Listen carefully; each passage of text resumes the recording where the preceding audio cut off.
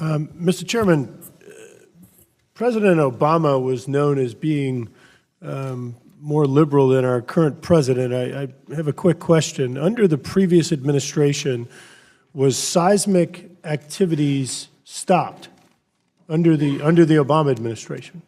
No. It was not. This was not stopped. Seismic activities took place under the previous administration. Secondly, Navy sonar activities, was that stopped under the previous administration? No, it wasn't. So let's make sure that we're discussing things that are actually factual, and make sure that we're putting relevant information that's out there, and not out there saying these doomsday scenarios and this is going to result in all of these catastrophic impacts. Because if that were the case, then first of all, I don't think this administration would do it, but certainly under the previous administration, those activities would have been stopped, and they weren't. Now, as I recall, I believe under the previous administration, in testimony here, maybe in reports, they failed to document deaths and adverse, well, say deaths from as a result of activities that were permitted under MMPA. So, look, I don't think anybody here wants to go out and go cause harm to marine mammals. I don't. Now, we have to make sure that we have an appropriate balance in activities. And I'm looking forward to having a discussion on that moving forward, and having a discussion about the right balance. My friend from California brought up the air horn. And I want to note again, if these activities were as destructive as some folks are alleging, then why didn't the previous administration stop this from happening? Why did they not reject some of these permits that were offered up? And lastly, would the gentleman yield? In a minute, maybe.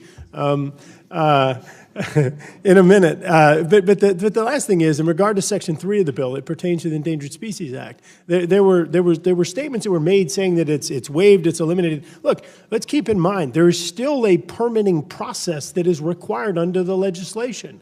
The agency still has to review the pros and cons of moving forward or offering the permit. Their authority to reject is not taken away.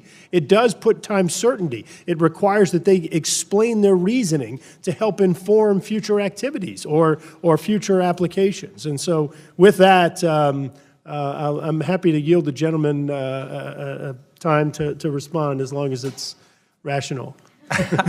Well, I think it is, because I'm going to thank you for essentially making our point, Mr. Graves, and that is that there's nothing in the existing law and complying with the Marine Mammal Protection Act and with the Endangered Species Act and getting your permit to make sure there's mitigation, to make sure there are careful terms and conditions followed. Nothing in any of that prohibits responsible, carefully done seismic activity from happening. It happened under the Obama administration. It can happen under this administration. The question is, do we need to gut the Marine Mammal Protection Act? That's what is being proposed in this bill. Reclaiming my time. So I thank you for actually reclaiming my time. And thank you for the feedback. But again, there's an application process. There's an opportunity to review. This doesn't gut anything. What this does is this recognizes, as the sponsor noted, is that this process actually obstructs activities in some cases to actually restore the environment. Look, I'm not going to tell you that everything in here is perfect. I'd be happy to discuss with you perfections to the bill to the degree you have them. But to sit out here and paint this doomsday scenario over and over again, it's not based upon fact. I urge adoption of the bill and yield back. Mr. Chairman, I just want to quickly note, 55% of the energy that the state of California uses is imported energy. 55%. We've got to be realistic here in this committee. The energy doesn't just show up.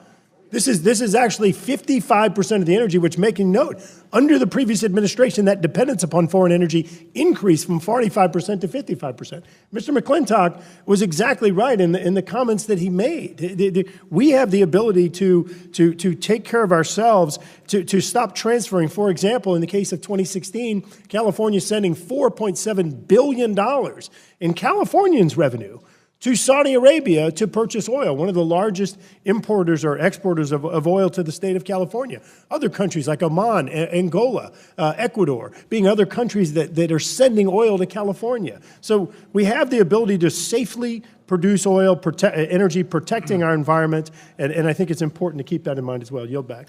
Thank you, Mr. Chairman. I certainly understand the gentle lady's objective of protecting marine mammals. I just want to make note that I think I can probably speak for my colleague, Congressman Cedric Richmond, and our Democrat governor, and say that they would be opposed to this amendment. What this does is it actually prioritizes dolphins over everything else.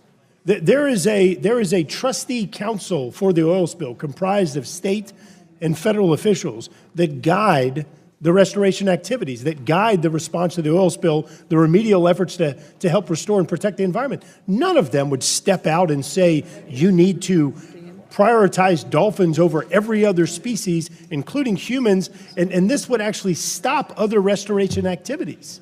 So I'll say it again, certainly all of us want to protect mammals, protect dolphins, but this amendment would have the adverse effect of causing potentially more harm to the environment and delaying restoration activities, let me be clear, environmental restoration activities. I strongly urge that this amendment be rejected. Yield back.